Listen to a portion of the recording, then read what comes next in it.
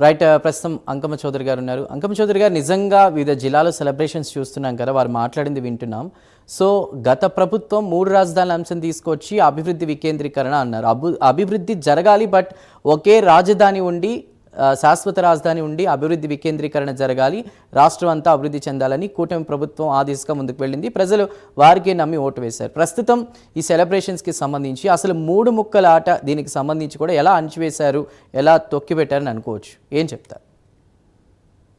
చందు గారు, ఇక్కడ మనం గమనించుకోవాలంటే ముందుగా ఆంధ్ర రాష్ట్ర చరిత్రని గమనంలో తీసుకోవాలి.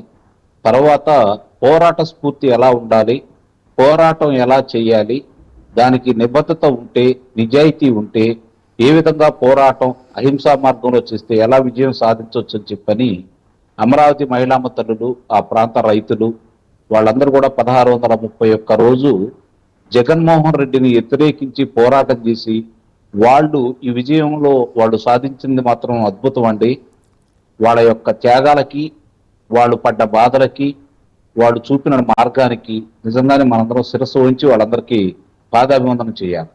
ఇది జగన్మోహన్ రెడ్డి లాంటి వ్యక్తిని ఎదుర్కోవాలి అంటే యోధాన యోధులైనటువంటి మాజీ మంత్రులు, రాజకీయ నాయకులు తోక ముడుచుకొని ఇళ్లలో కూర్చొని ఉంటే వాళ్ళని ఎంత ఇబ్బంది పెడుతున్నా ఆ మహిళామ తల్లులు బజారుకి వచ్చేసి 1631 రోజు ఆ పోరాటం చేసి జగన్మోహన్ రెడ్డి అరాచకాలని ధైర్యంగా ఎదుర్కొని ఇలా పోరాటం చేయండి అని చెప్పని మిగిలిన వాళ్ళకు మార్గం చూపారండి వాళ్ళు.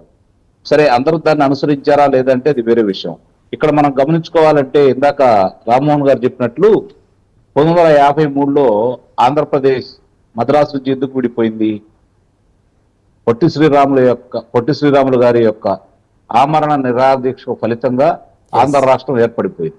కానీ ఆ రోజు రాజకీయ నాయకులు ప్రాంతీయ విభేదాల దృష్టిలో పెట్టుకొని పక్షపాతంతో వ్యవహరించినందువల్ల ఏ విధంగా మనం నష్టపోయాము. తర్వాత తెలంగాణ అంటే అప్పుడు తెలంగాణ లేదు, హైదరాబాద్ రాష్ట్రమే.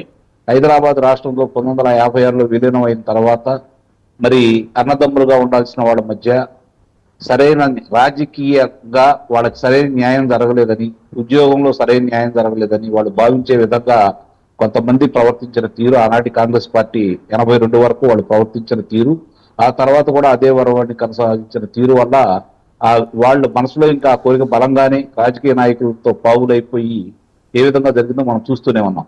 సరే, మంచి అయినా చెడైనా రాష్ట్రం అంటూ విడిపోయారు.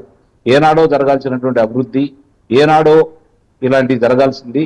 కానీ బాగా మనం కష్టపడి ఇది మంది అనుకొని మన సొంతం అనుకున్న తర్వాత మంది కాదంటే ఎలాంటి బాధ ఉంటుందో మనం కూడా అదిలానే అనుభవించాం.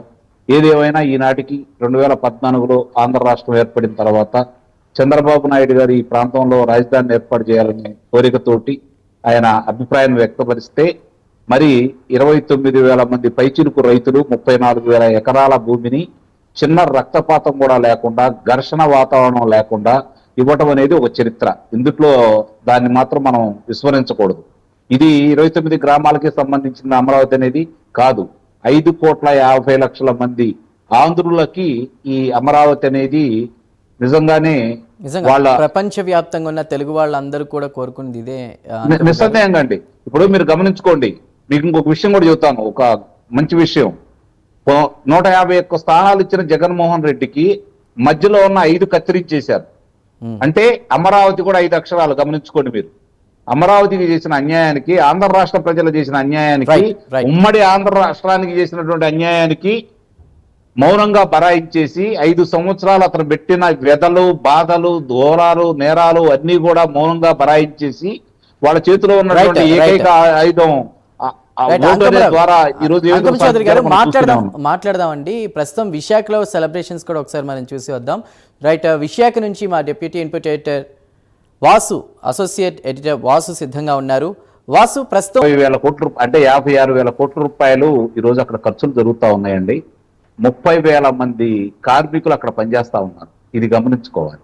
ఇందుట్లో ఏ ఒక్కరు 1,000 కోట్ల రూపాయలు కూడా రాష్ట్ర ప్రభుత్వం తరపు నుంచి వినియోగం చేయట్లేదు. అది సెల్ఫ్ సస్టైన్ నగరం, రాజధాని ప్రాంతం. దానికి సంబంధించి ఈరోజు కేంద్రం 15,000 కోట్ల రూపాయలు వాళ్ళు రుణంగా కాకుండా వాళ్ళు ఇక్కడ ఖర్చుల నిమిత్తం మనం భరాయించలేని పరిస్థితిలో ఉన్నాం కాబట్టి వాళ్ళు సహాయం చేస్తున్నారు 15,000 కోట్ల రూపాయలు. రాష్ట్రం కట్టే పని లేదు, ఇది ఒకటి గమనించుకోవాలి.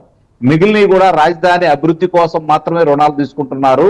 రాజధాని రేపు అభివృద్ధి చెందిన తర్వాత ఈ రోజు పక్కన ఉన్నటువంటి గుంటూరు, విజయవాడలో 2 లక్షలు 2.5 లక్షల రూపాయల గజం పలుకుతా ఉంది.